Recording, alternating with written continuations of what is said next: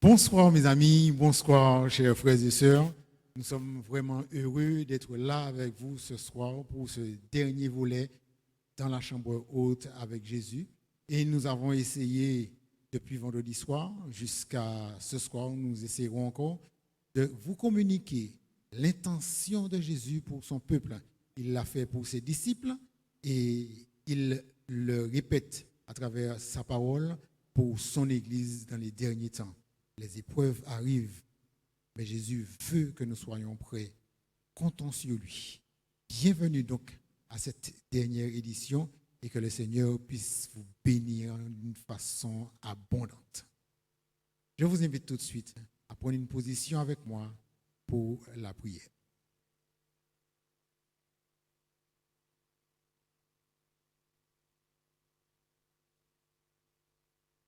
Seigneur mon Dieu, que ton nom est magnifique sur toute la terre.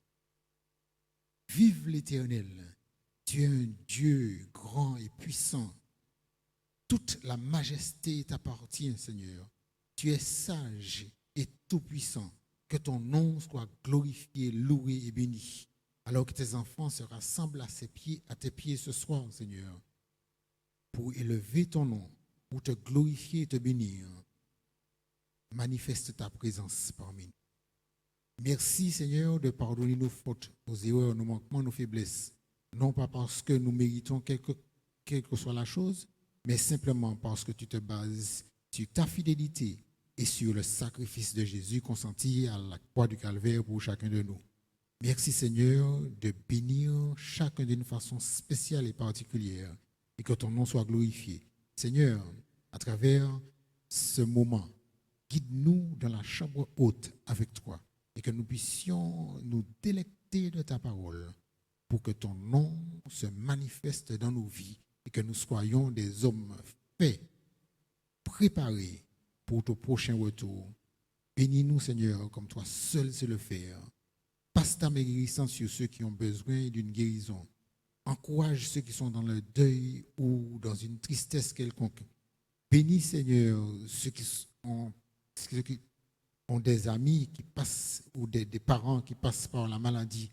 Et permets, Seigneur, qu'au nom de Jésus, tous puissent compter sur toi afin que toi, le baume de Galade, tu puisses encourager chacun. Bénis chacune des personnes qui va intervenir ce soir, Seigneur, et que ton nom soit glorifié par nos bouches et par notre comportement, ainsi que même par nos pensées, nous t'en prions. Au nom de Jésus et pour ta gloire. Amen.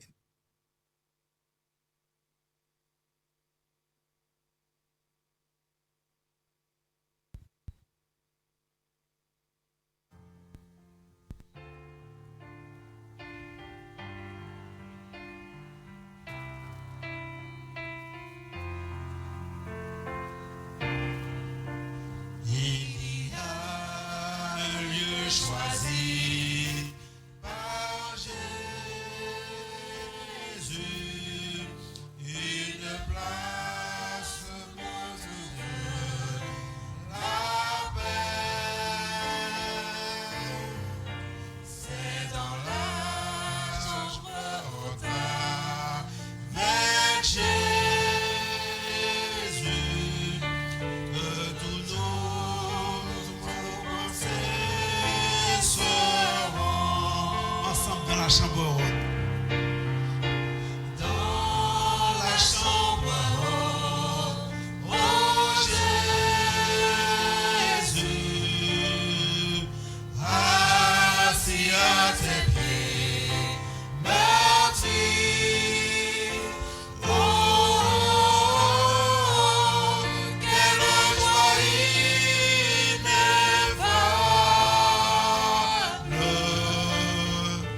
de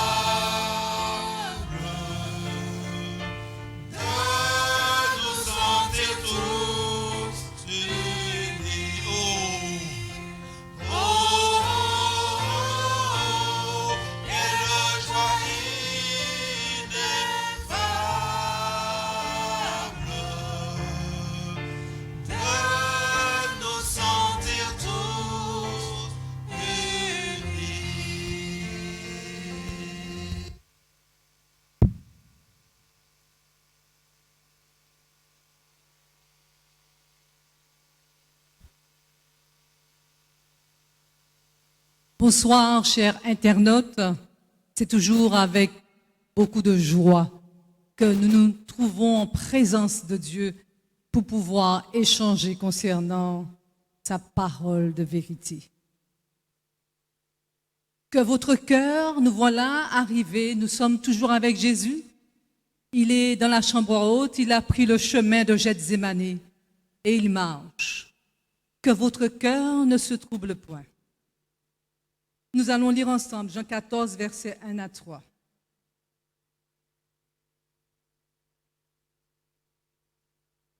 Que votre cœur ne se trouble point. Croyez en Dieu et croyez en moi. Il y a beaucoup de demeures dans la maison de mon Père. Sinon, je vous l'aurais dit, car je vais vous préparer une place. Donc, si je m'en vais et vous prépare une place, je reviendrai et je vous prendrai avec moi, afin que là où je suis, vous y soyez aussi. Jésus donne le là dans cette promesse, que votre cœur ne se trouble point. Dans le mot cœur, nous voyons une notion d'intimité. Il dit aussi qu'il y a plusieurs demeures ou plusieurs maisons. Là aussi, c'est une question d'intimité, de proximité. Il dit encore que là où je suis, je veux que vous y soyez aussi, tout près. Il y a encore à nouveau cette notion d'intimité. Et c'est bien là que Jésus veut venir avec nous. Que notre cœur ne se trouble point. Lisons ensemble Apocalypse 3, verset 20. Il est un texte très connu parmi nous et qu'on a cité d'ailleurs hier. Voici, je me tiens à la porte et je frappe.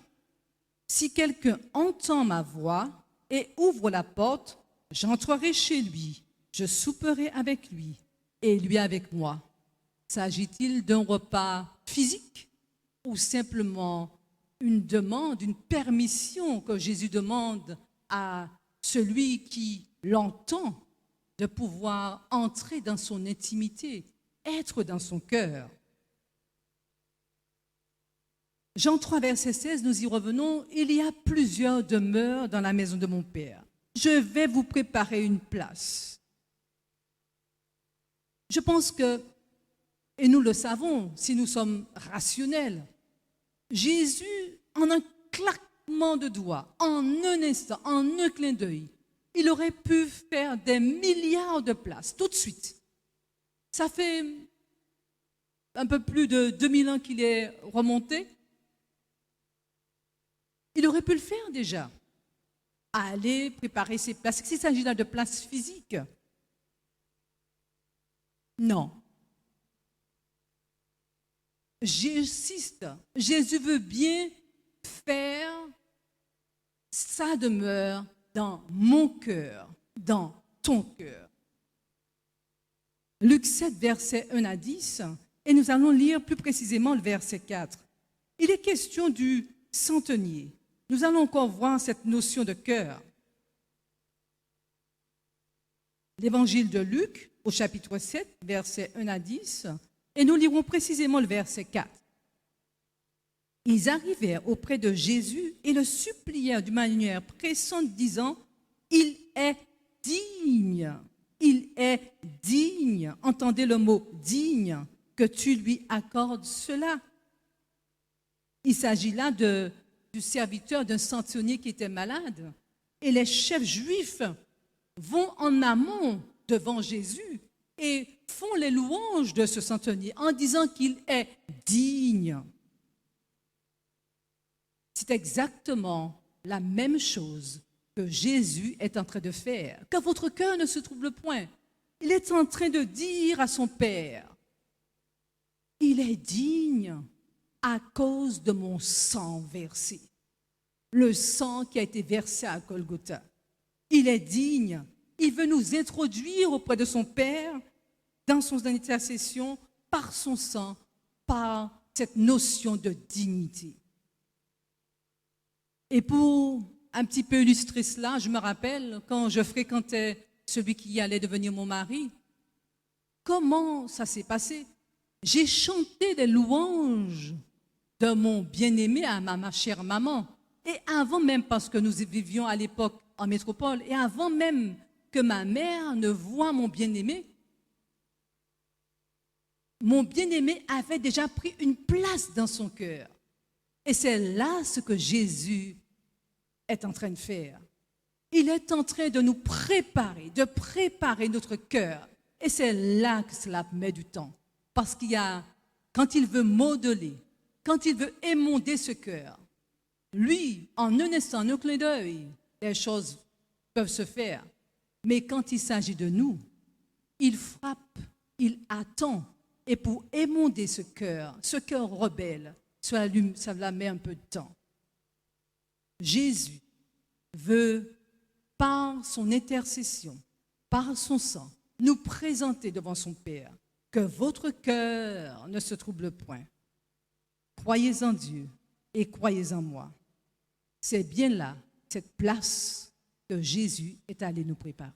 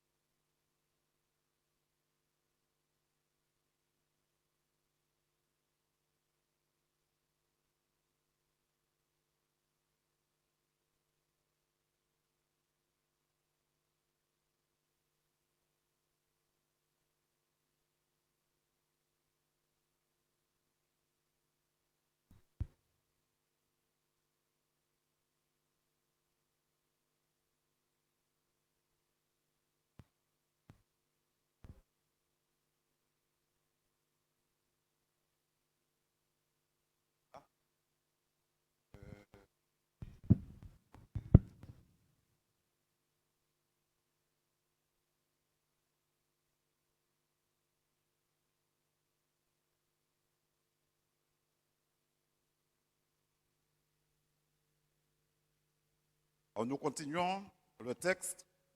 Il nous est dit, le Seigneur est désappointé quand les siens ont peu d'estime d'eux-mêmes. Il désire que ses héritiers s'estiment en proportion du prix de leur rachat. Nous savons que Paul déclare que nous avons été rachetés à un grand prix et que nous devrions glorifier Dieu dans notre corps et aussi dans notre esprit, parce que nous ne nous appartenons pas à nous-mêmes. Et lorsque souvent nous nous dévalorisons, nous nous sous-estimons, eh bien ce n'est pas à la gloire de Dieu. Et écoutez ce qui nous est dit. Si Dieu ne s'était pas soucié d'eux, il n'aurait pas envoyé son Fils accomplir une mission de sauvetage aussi coûteuse. Il sait de quoi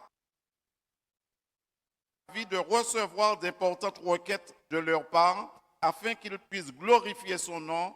Ils peuvent s'attendre à de grandes choses s'ils ont confiance en ses promesses. Cependant, prier au nom de Jésus, frères et sœurs, cela est très lourd en signification. Prier au nom de Christ implique beaucoup de choses. Cela nous engage à accepter son caractère. Alors, pour un peu comprendre le caractère de Jésus, je pense que le meilleur sermon qu'il a donné, c'était le sermon sur la montagne. Et je m'en vais prendre quelques portions. Par exemple, il dit,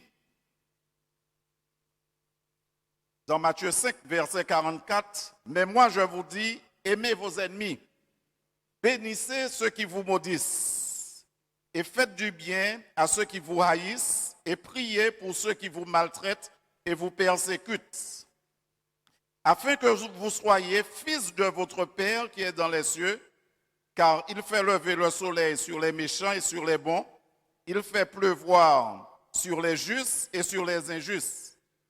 Si vous aimez ceux qui vous aiment, quelle récompense méritez-vous? Les publicains aussi, n'agissent-ils pas de même? Et si vous saluez seulement vos frères, que faites-vous d'extraordinaire? Les païens aussi, n'agissent-ils pas de même? Soyez donc parfaits comme votre Père céleste est parfait. En fait, nous voyons que la perfection à laquelle Jésus nous demande, c'est celle de pouvoir aimer ceux qui ne nous aiment pas. C'est de pouvoir aimer ceux qui ne nous aiment pas. Et j'aimerais vous dire en ce soir, la personne que vous détestez le plus, la personne que vous n'aimez pas, eh bien c'est comme ça aussi que vous aimez Jésus, que vous considérez Jésus. Mais lorsque nous lisons ce texte, c'est le monde à l'envers, parce que la chair n'accepte pas que nous soyons malmenés, maltraités et accepter cela. Et en quelque part, on a l'impression que ce n'est pas la justice de Dieu. Mais Jésus de dire à ses disciples, si vous voulez participer à mon royaume, si vous voulez faire partie de ce royaume, eh bien, il faut aimer vos ennemis, il faut bénir ceux qui vous maudissent, faites du bien à ceux qui vous haïssent et priez pour ceux qui vous maltraitent et qui vous persécutent. Alors, avoir le caractère de Jésus, c'est aussi dans Philippiens 2. Philippiens 2, je vais vous donner le verset.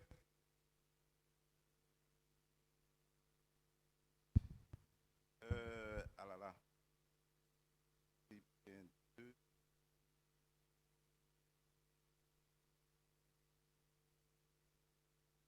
Je suis des Éphésiens, excusez-moi. Philippiens 2, verset 3. Ne faites rien par esprit de parti ou par vaine gloire, mais que l'humilité vous fasse regarder les autres comme étant au-dessus de vous-même. Que chacun de vous, au lieu de considérer ses propres intérêts, considère aussi ceux des autres.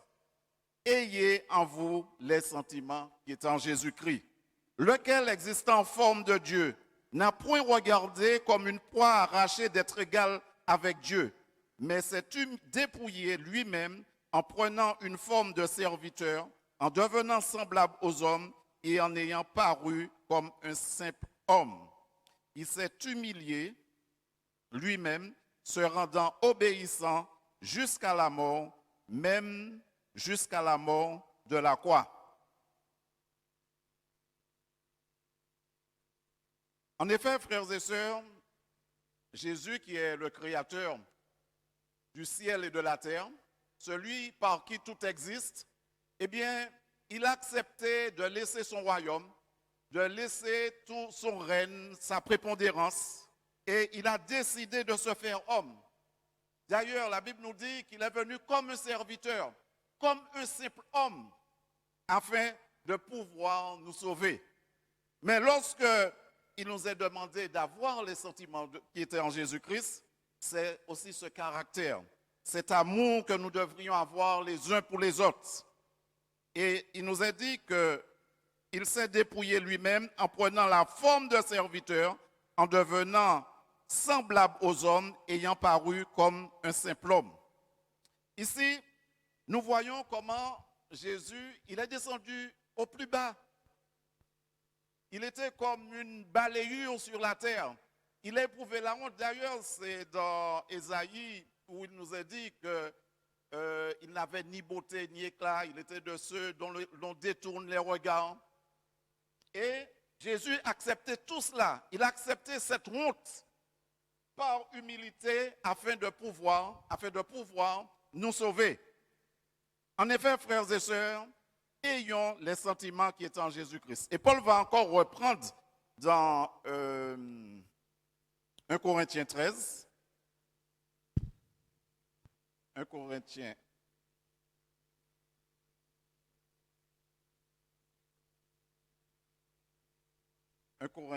13.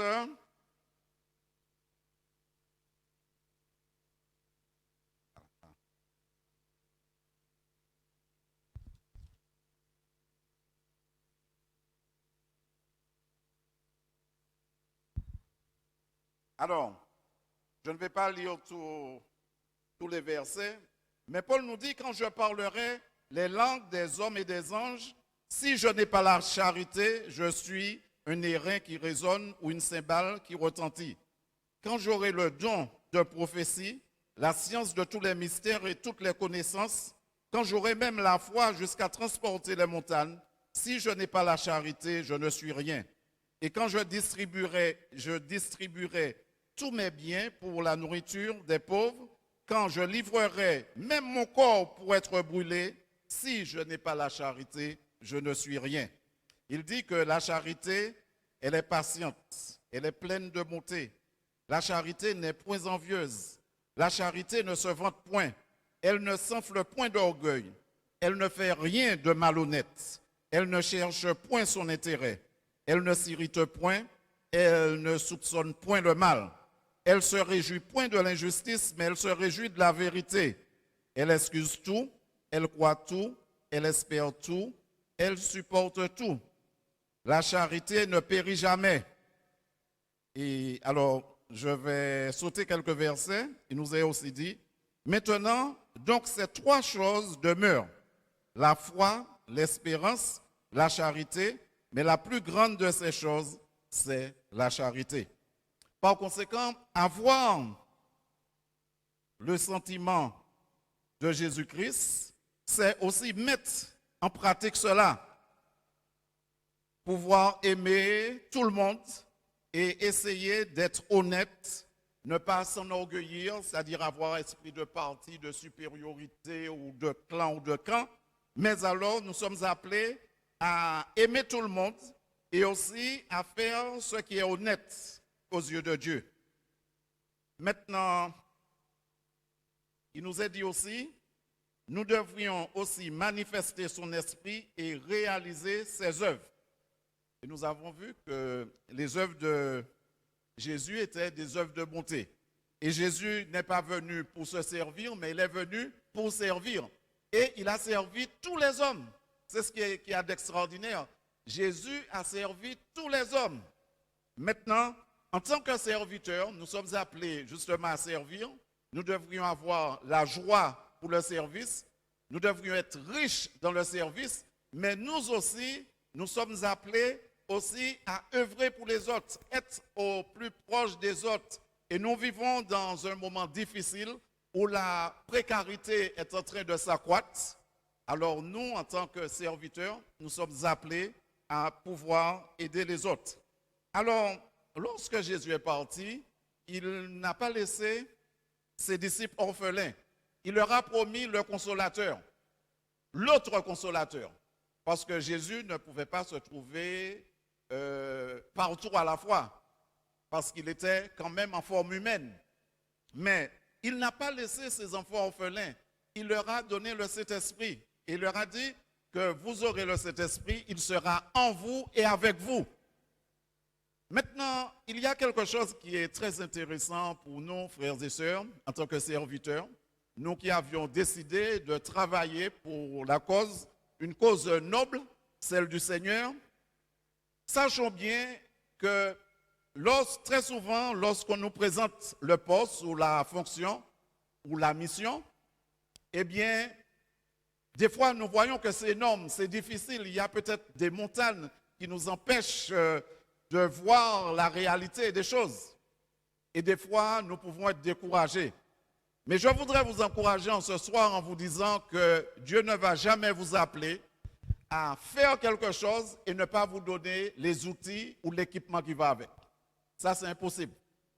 Dieu va toujours nous donner ce qui va avec. Et c'est pourquoi lorsqu'il a investi les disciples de pouvoir prêcher l'évangile, eh bien, il leur a donné le Saint-Esprit.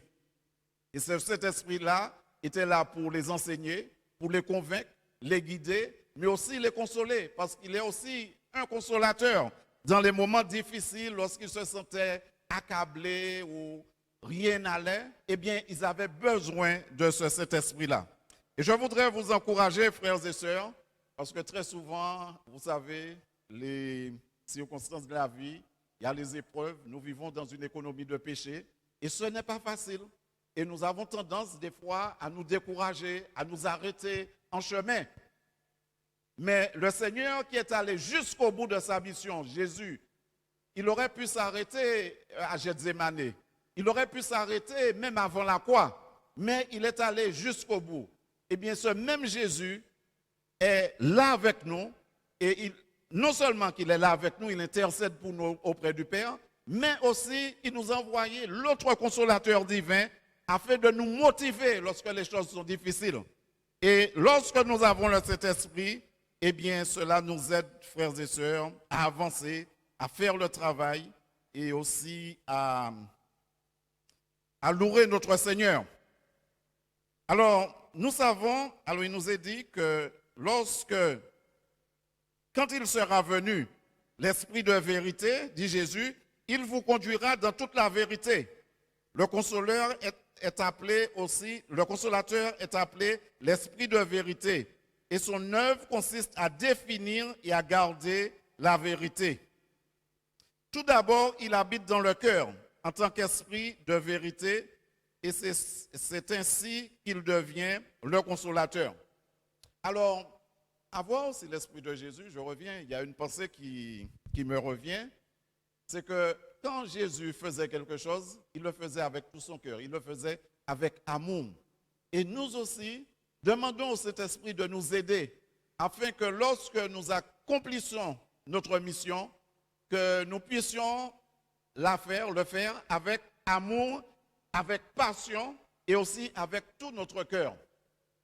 Je me souviens, ça fait très longtemps que je suis à l'église, eh bien, il y a beaucoup d'années dans le passé, eh bien, tout ce que nous le faisions avec acharnement, avec amour.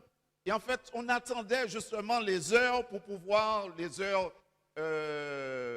où nous pouvions nous réunir pour un programme. On attendait cela avec impatience.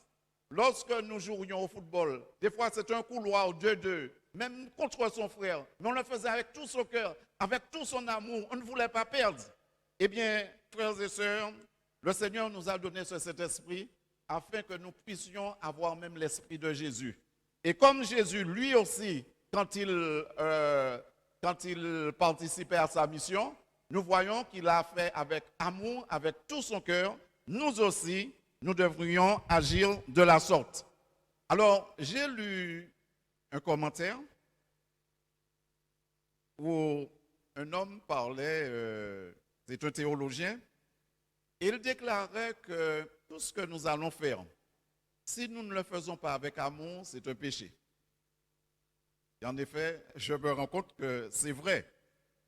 Maintenant, puisse le Seigneur nous aider à comprendre que nous ne sommes pas seuls.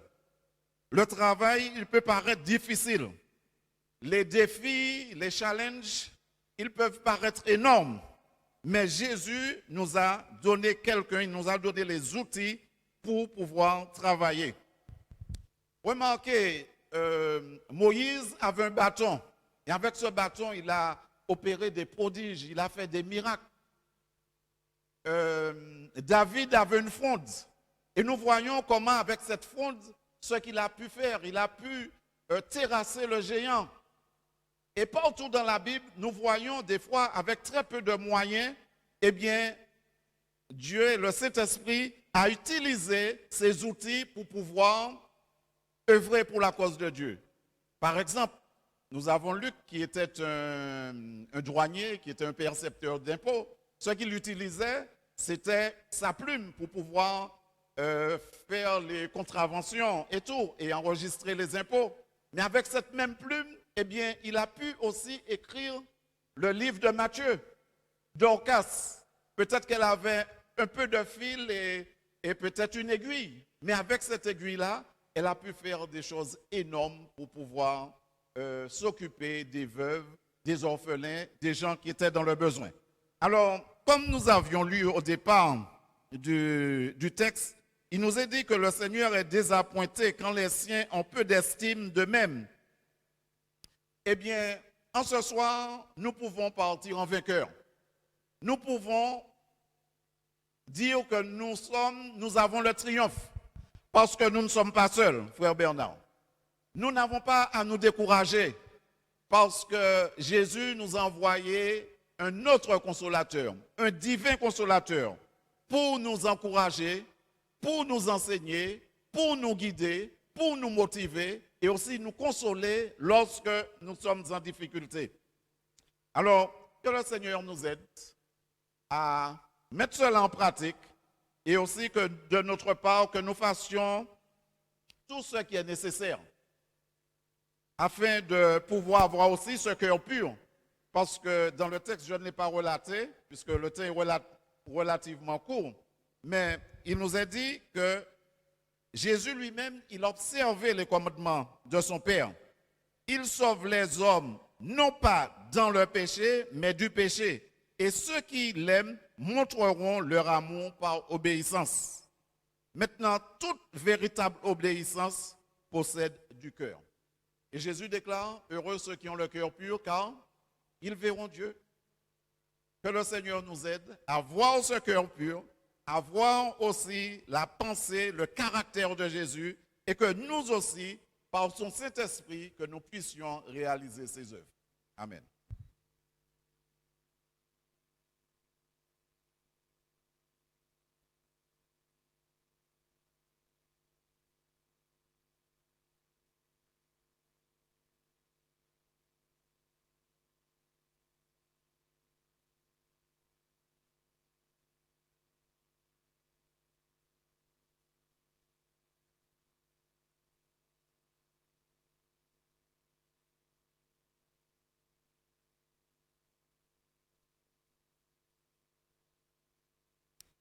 Que votre cœur ne se trouble point.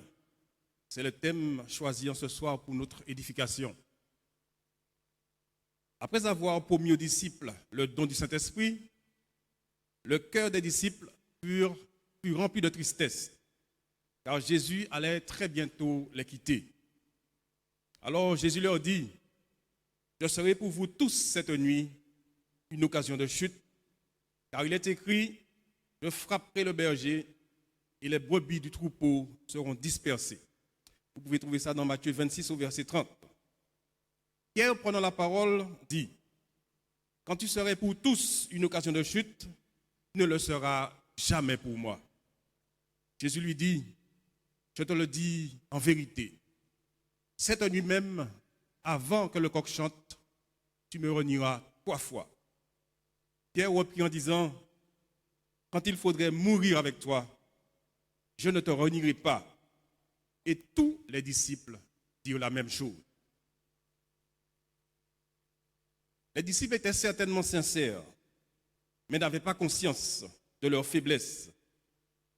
Et c'est face à l'épreuve qu'ils se rendirent compte qu'ils n'avaient pas suffisamment de force, de courage pour tenir leurs promesses, car la peur les ayant saisis. Pourtant, quelques heures avant son arrestation, Jésus, durant la nuit, Jésus à 3 reprises alla vers les disciples en leur demandant de veiller et de prier avec lui. Jésus, sur cette terre, avait besoin de cette relation constante avec le Père pour prendre les décisions importantes. Par exemple, le choix des disciples, Jésus passa toute la nuit à prier. Pour faire face à la tentation au désert, Jésus passa beaucoup de temps en prière. Et aussi à Gethsémanée, des grumeaux de sang coulèrent de son front, tellement il a prié et l'angoisse était forte. Jésus connaît parfaitement la nature pécheresse de l'homme. C'est pourquoi il est dit dans Matthieu 26 au verset 41, « Veillez et priez, afin de ne pas tomber en tentation, car l'esprit est bien disposé, mais la chair est faible. » Je vais vous donner un témoignage me concernant. Dernièrement, j'ai eu un souci qui m'a ébranlé. Et avant d'aller me coucher, généralement, je fais ma prière et ensuite je vais me coucher. Et ce soir-là, effectivement, j'ai prié. Et quand je me suis couché, je n'arrivais pas à dormir. Moi qui suis quelqu'un qui dort vraiment très rapidement et tout au long de la nuit. Et comme je ne parvenais pas à prier, alors je me suis dit, je vais me mettre debout et je vais aller vers Dieu. J'ai allumé la lumière et j'ai pris ma Bible et mon cantique et je me suis mis à prier Dieu, à le louer. J'ai chanté des psaumes. J'ai passé un beau moment en prière en le louant et ensuite je me suis mis à prier. Pendant même ma prière, je sentais que mon fardeau m'était déjà enlevé. Je sentais que le fardeau était parti déjà. Alors, quand j'ai fini ma prière, je suis allé me coucher et mon lit qui m'attendait, les bras grands ouverts. J'ai dormi toute la nuit. Le lendemain, en me réveillant, vous savez que l'humain, nous avons parfois le doute qui nous vient à l'esprit. Une petite angoisse était encore dans mon cœur, alors je me suis mis encore à prier à ce sujet. Et à ce moment-là, l'angoisse est partie. Tôt le matin, je reçois une nouvelle pour me dire que tout était terminé. Parfois, nous passons du temps dans la souffrance. Nous sommes accablés par nos maux, nos problèmes. Et au lieu parfois de passer du temps avec notre Dieu, eh bien, nous passons notre temps à réfléchir sur nos propos, nos problèmes. Tandis que si nous nous mettons au pied de Dieu, nous avons cette force qui nous vient et nous savons que nous avons la victoire sur nos problèmes.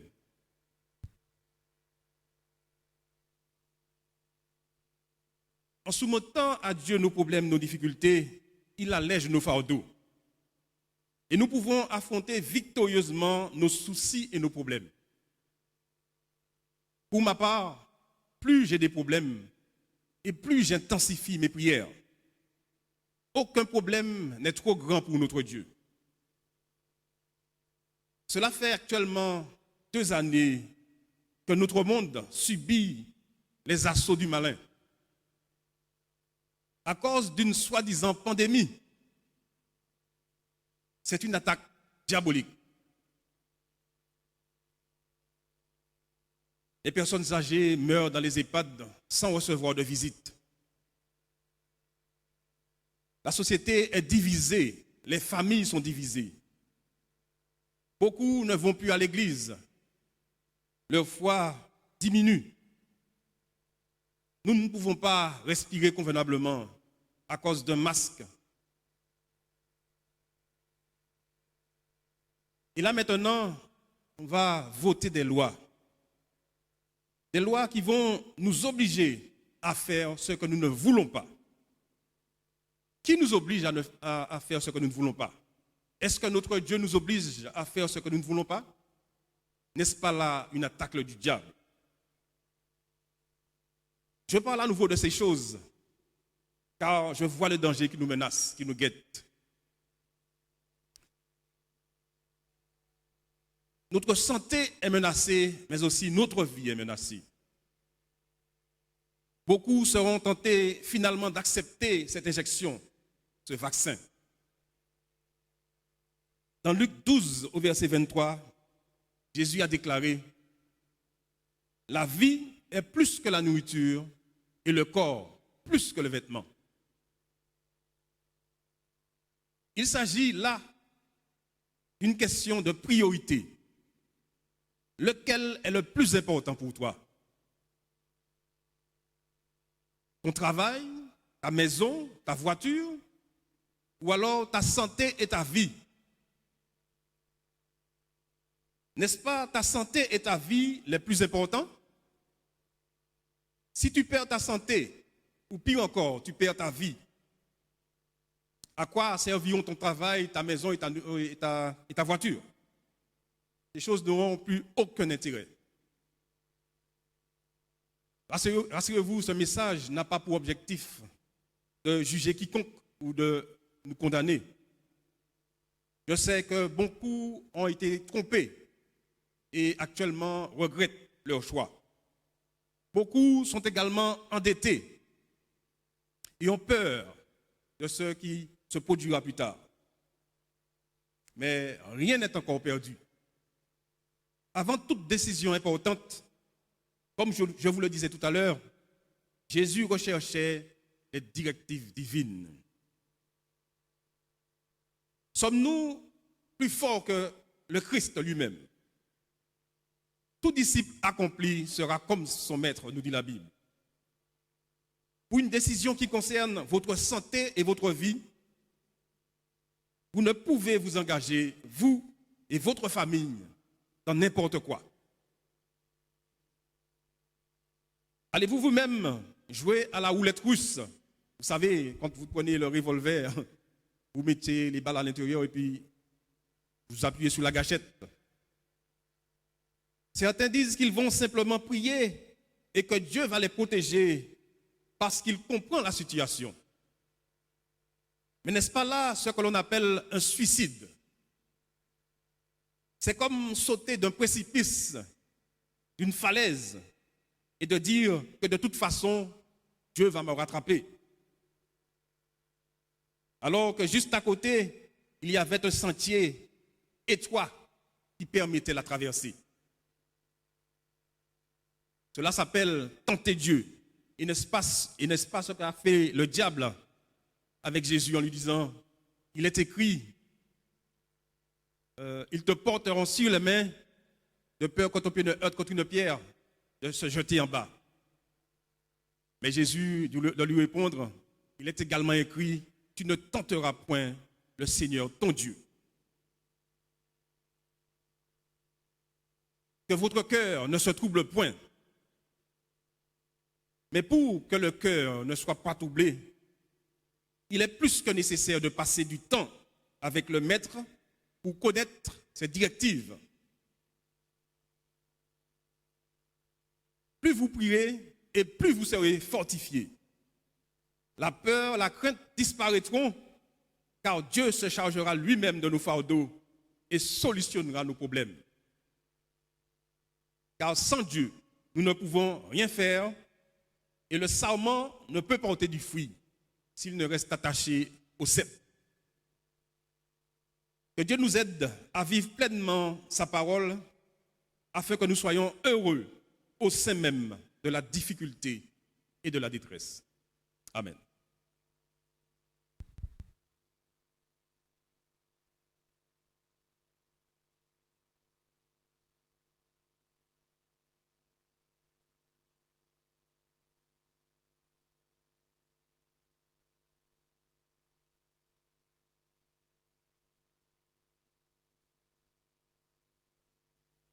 Nous voici donc pour terminer ce message. Et je vous invite à lire avec moi ce qui se trouve dans Jean 15 à partir du verset 1.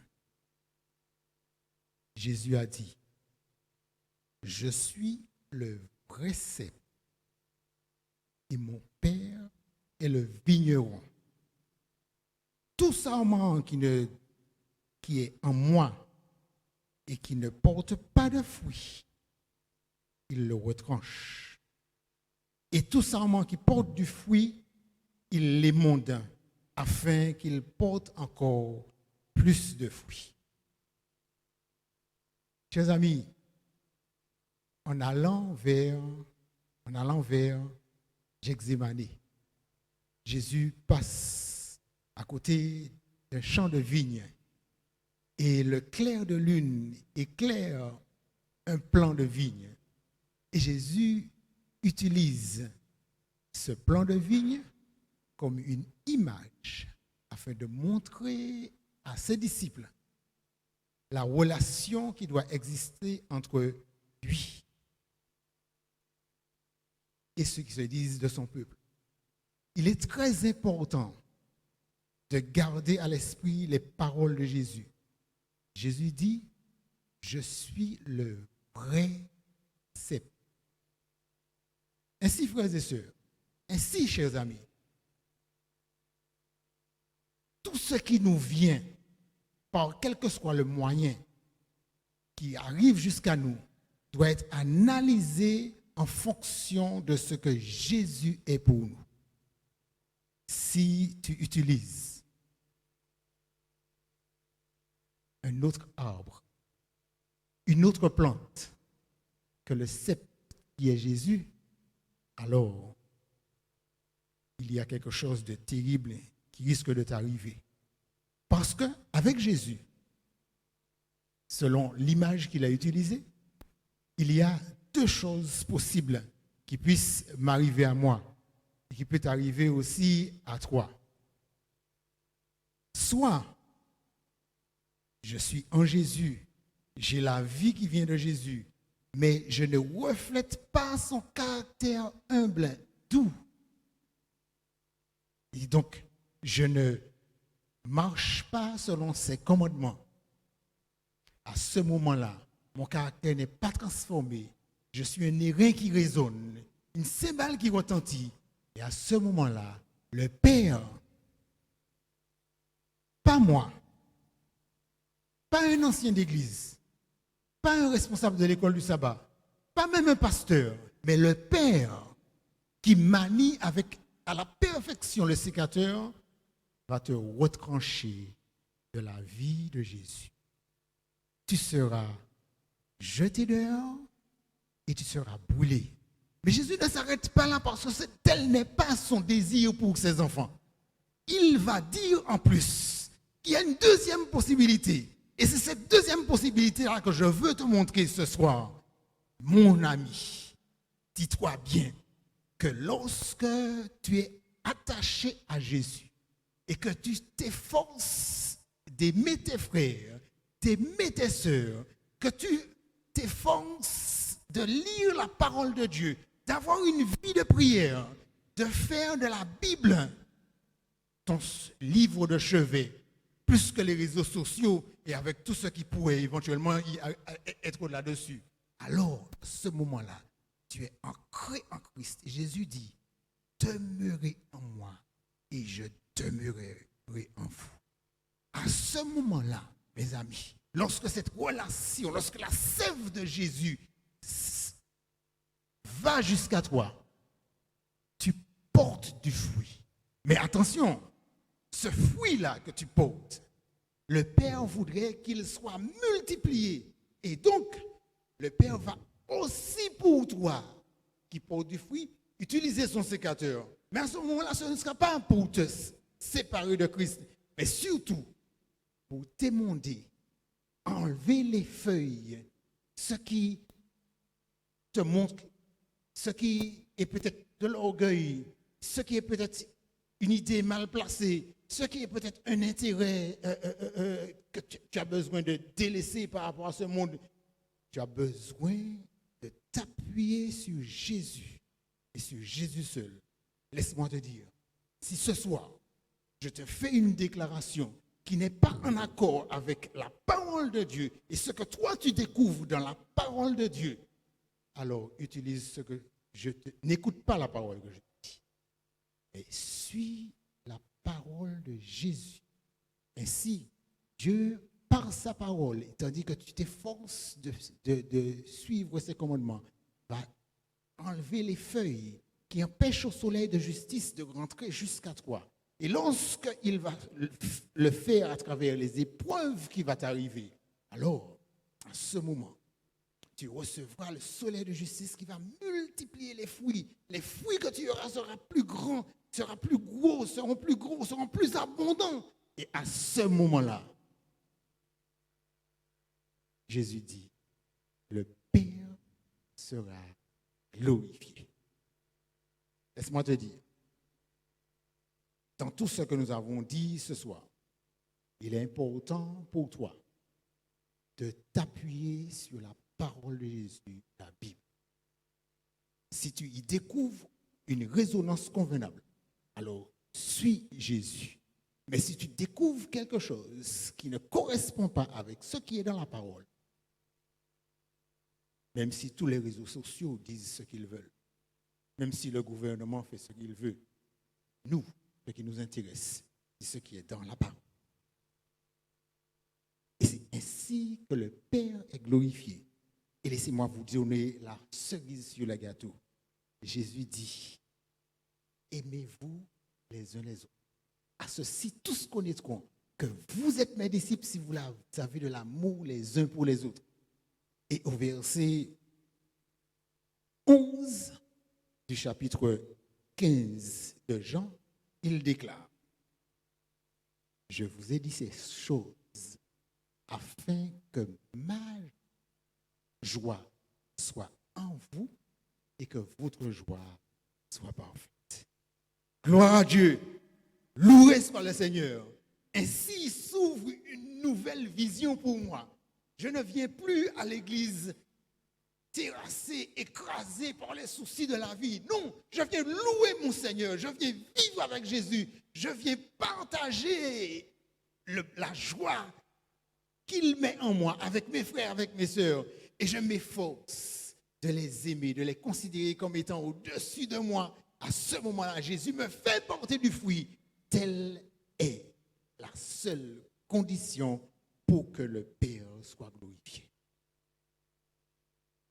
Maintenant, je t'invite à fixer les yeux sur Jésus et sur Jésus seul.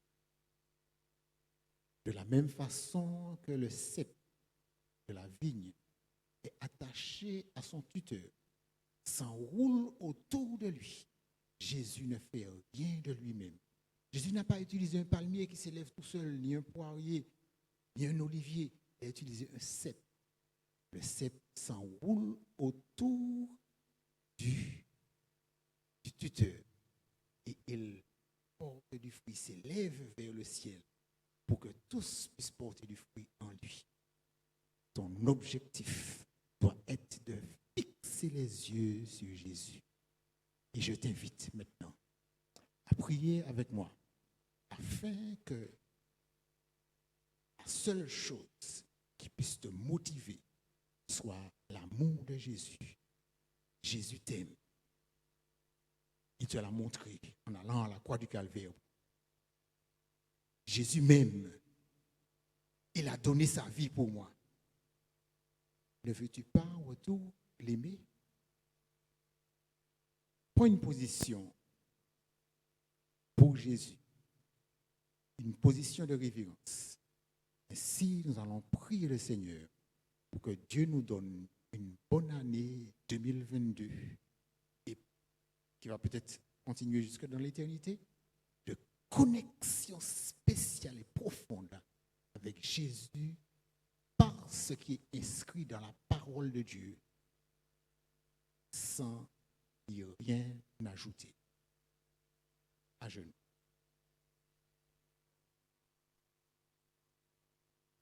Mon Père céleste, Dieu trois fois saint, nous te louons, te glorifions et nous te bénissons. Tu es un Dieu merveilleux et tout-puissant et nous voulons faire ta volonté, Seigneur.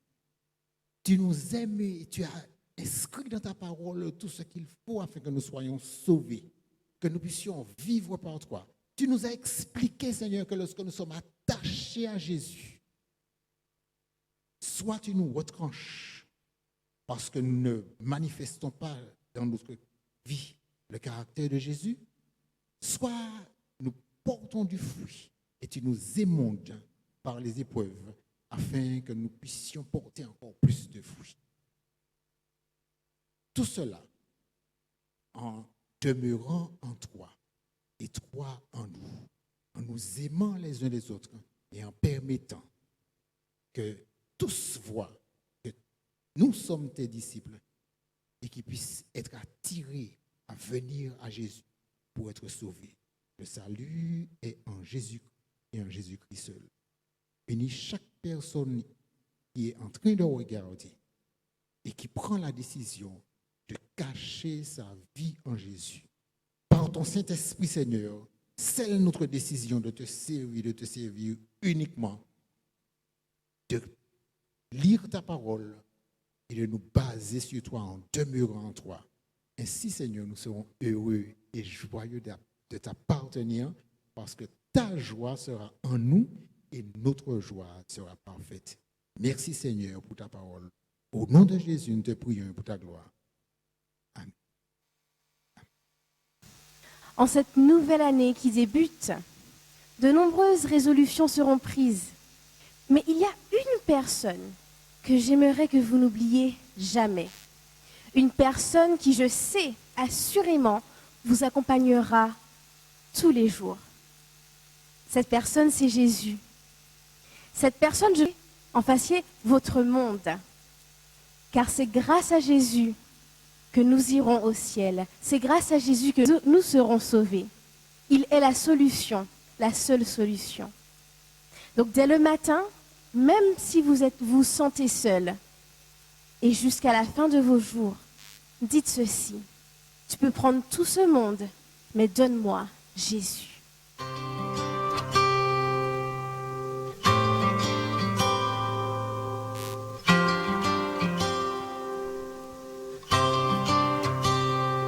Le matin de mon réveil, le matin de mon réveil,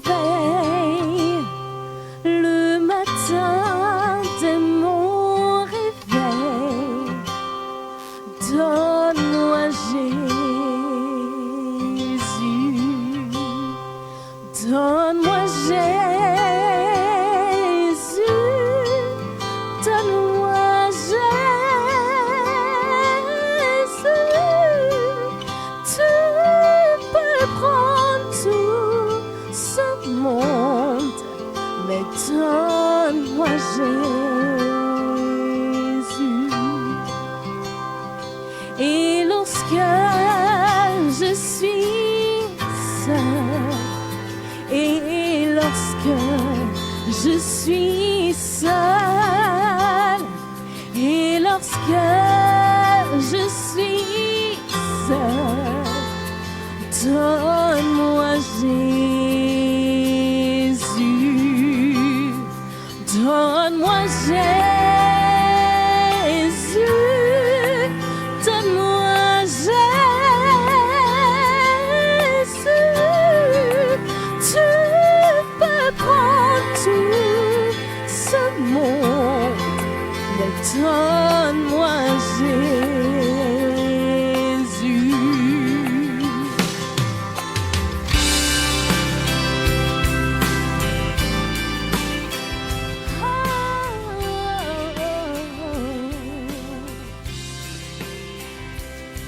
À la fin de mes jours, à la fin de mes jours, à la fin de mes jours, donne-moi Jésus,